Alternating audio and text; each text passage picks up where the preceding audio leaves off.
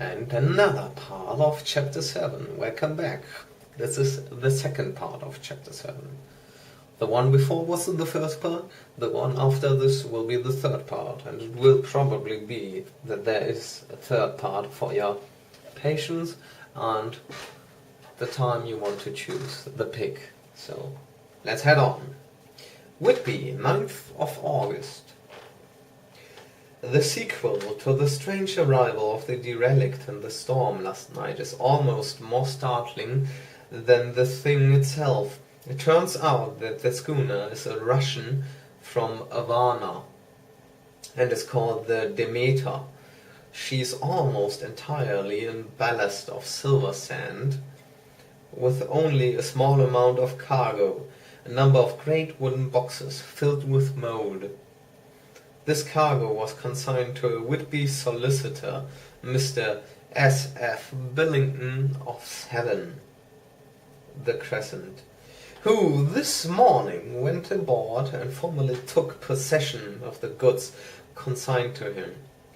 The Russian consul, too, acting for the charter party, took formal possession of the ship and paid all harbour dues, etc. Nothing is talked about here today except the strange coincidence. The officials of the Board of Trade have been most exacting in seeing that every compliance has been made with existing regulations, as the matter is to be a 9 days wonder.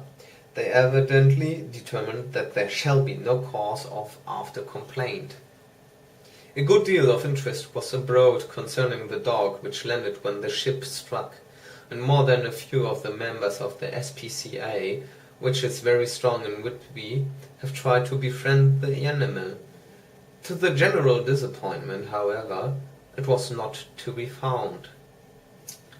It seems to have disappeared entirely from the town.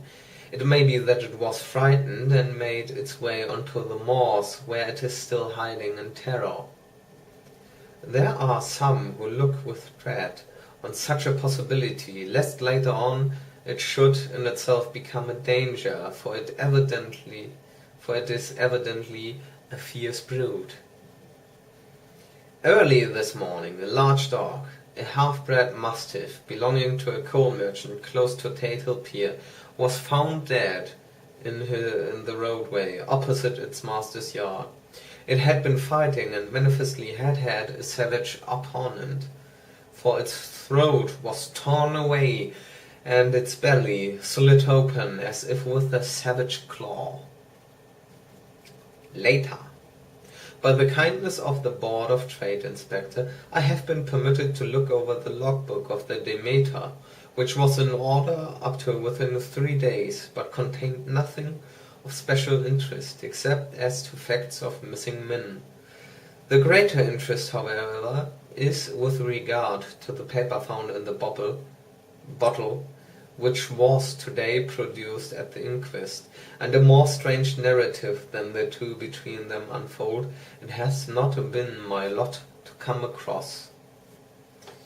As there is no motive for concealment, I am permitted to use them, and accordingly send you a rescript, simply omitting technical details of seamanship and supercargo. It almost seems as though the captain had been seized with some kind of mania before he had got well into blue water, and that this had developed persistently throughout the voyage.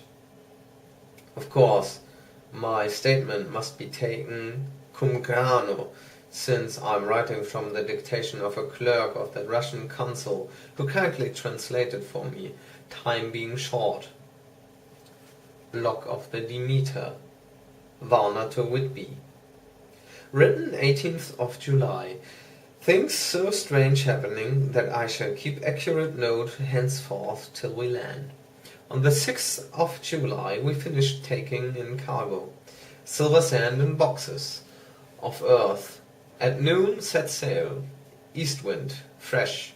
Crew, 5 hands, 2 mates, cook, and myself, captain. On 11th of July, at dawn, entered Bosphorus, boarded by Turkish customs officers. Bakshish, all correct. Underway at 4 p.m. On 12th of July, through Dardanelles, more custom officers and flagboat of Guardian Squadron. Bakshish again. Work of officers through thorough but quick. Want us off soon. At dark passed into archipelago. On 13th of July, past Cape Matapan, crew dissatisfied about something, seemed scared but would not speak out. On 14th of July, was somewhat anxious about crew, men all steady fellows who sailed with me before. Mate could not make out what was wrong, they only told him there was something, and crossed themselves. Mate lost temper with one of them that day and struck him. Expected fierce quarrel, but all was quiet.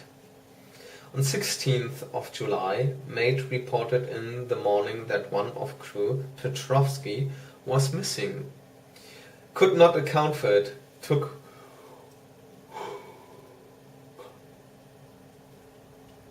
On 16th of July, Mate reported in the morning that one of crew, Petrovsky, was missing.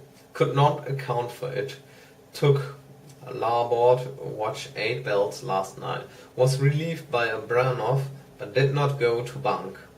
Men more downcast than ever. All said they expected something of the kind, but would not say more than that there was something aboard. Mate greeting very impatient with him. Mate getting very impatient with him. Feared some trouble ahead. On 17th of July, yesterday, one of the men, Olgarin, came to my cabin and in an awestruck way confided to me that he thought there was a strange man aboard the ship.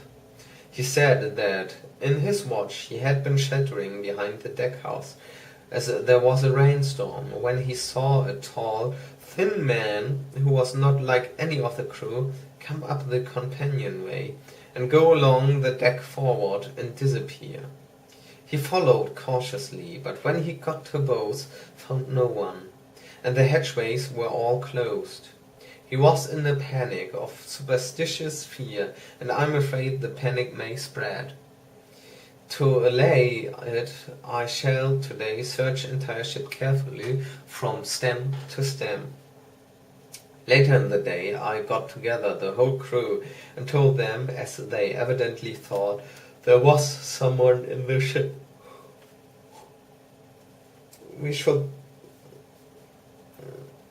Later in the day, I got together the whole crew and told them, as they evidently thought there was someone in the ship, we should search from stem to stem. First mate angry, said it was folly, and to yield to such foolish ideas would demoralize the men.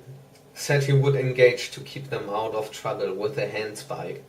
I let him take the helm, while the rest began thorough search, all keeping abreast with lanterns. We left no corner unsearched.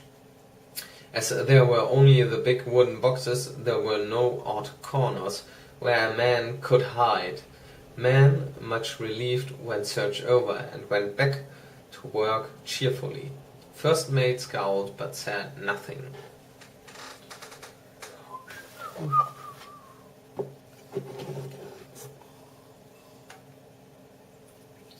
And we sing a song of love and despair. Oh yeah, that's the shit. 22nd of July. Rough weather last 3 days and all hands busy with sails. No time to be frightened. Men seem to have forgotten their dread. Made cheerful again and all on good terms. Praised men for work in bad weather. Past Gibraltar and out through straits. All well. 24th of July. There seems some doom over this ship, already a hand short, and entering on the Bay of Biscay with wild weather ahead, and yet last night another man lost. Disappeared. Like the first, he came off his watch and was not seen again. Men, all in panic of fear, sent a round robin asking to have a double watch, as they fear to be alone. Made violent. Fear there will be some trouble, as either he or the man will do some violence. 28th of July. 4 days in hell, knocking about in a sort of maelstrom, and the wind a tempest. No sleep for anyone. Men are all worn out, hardly know how to set a watch, since no one fit to go on. Second mate volunteered to steer and watch, and let men snatch a few hours' sleep. Wind abating, sea still terrific, but feel them less. A ship is steadier. 29th of July. Another tragedy. Had single watch tonight, as crew too tried to double. When morning watch came on deck, could find no one except steersman. Raised outcry and all cores on deck. Thorough search, but no one found. Are now without second mate. And crew in a panic. Mate and I agreed to go armed henceforth and wait for any sign of cause. 30th of July. Last night, rejoiced we are nearing England. Weather fine, all sail set. Retired, worn out, slept soundly. Awaked by mate telling me that both men on watch and steersman missing. Only self and mate and 2 hands left to work ship. 1st of August. 2 days of fog and not a sail sighted. Had hoped when in the English Channel to be able to signal for help or get in somewhere. Not having power to work sails, have to run before wind. Dare not lower as could not raise them again. We seem to be drifting to some terrible doom.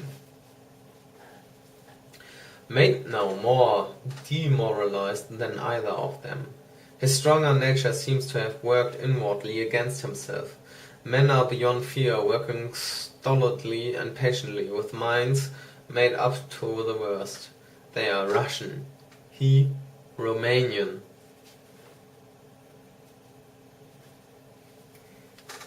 Yes, next part, next.